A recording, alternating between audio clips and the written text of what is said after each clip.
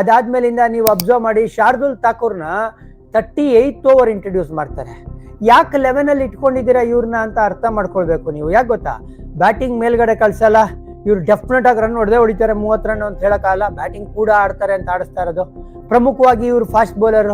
ಯಾಕೆ ಇವ್ರ ಬೌಲಿಂಗ್ ನೀವು ಯೂಸೇ ಮಾಡ್ಕೊಳ್ಳಿಲ್ಲ? ಪ್ರಸಿದ್ಧ ಅಷ್ಟು ಚೆನ್ನಾಗಿ ಮಾಡದೇ ಇದ್ದಾಗ ಅಥವಾ ಸಿರಾಜ್ ಚೆನ್ನಾಗಿ ಮಾಡದೇ ಇದ್ದಾಗ Shardul ತರಬೇಕಾಗಿತ್ತಲ್ವಾ?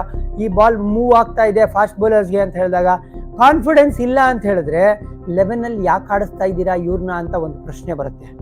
Shubman Gill as captain first time ನಾವು ನೋಡ್ತಾ ಇರೋದು ಫೀಲ್ಡಿಂಗು ಅಥವಾ ಈ ತರ ಒಂದು ಟೋಟಲ್ನ ಡಿಫೆಂಡ್ ಮಾಡ್ತಾ ಇರೋದು.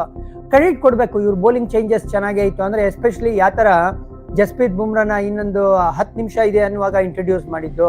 ಆಮೇಲೆ ಜಡೇಜಾಗೆ ಸರ್ ನೀವು ಓವರ್ ದ ಸ್ಟೆಂಪ್ಸ್ ಬಂದು ಆಲಿಪಾಪ್ ಕಾಲ್ನ ಹಿಡ್ಕೊಳ್ಳಿ, ನೀವು ಅವ್ರು ಹೊಡೆದ್ರೆ ಸ್ವೀಪ್ ಹೊಡಿಲಿ, ಸ್ವಲ್ಪ ರನ್ಸ್ ಒಂದ್ ಎಂಡಲ್ಲಿ ಕಟ್ಟಾಕೋಣ ಅಂತ ಯೋಚನೆ ಮಾಡಿರೋದು. ಇದೆಲ್ಲ ಒಳ್ಳೆ ಪಾಸಿಟಿವ್ಸ್ ಅಥವಾ ಕ್ಯಾಪ್ಟನ್ಸಿಲಿ ಒಳ್ಳೆ ಗುಣಗಳು ಅಂತ ಹೇಳಕ್ ಇಷ್ಟಪಡ್ತೀನಿ. ಬಟ್ ಅಗೈನ್ ಶಾರ್ದುಲ್ ಠಾಕೂರ್ನ ಯಾಕೆ ಯೂಸ್ ಮಾಡ್ಕೊಳ್ಳಿಲ್ಲ ಶುಭ್ಮನ್ ಗಿಲ್ ದ ಕ್ಯಾಪ್ಟನ್ ಅಂತ ಒಂದು ಪ್ರಶ್ನೆ ಬಂದೇ ಬರುತ್ತೆ ಇಷ್ಟೊತ್ತಾದ್ರೂ ಕೂಡ.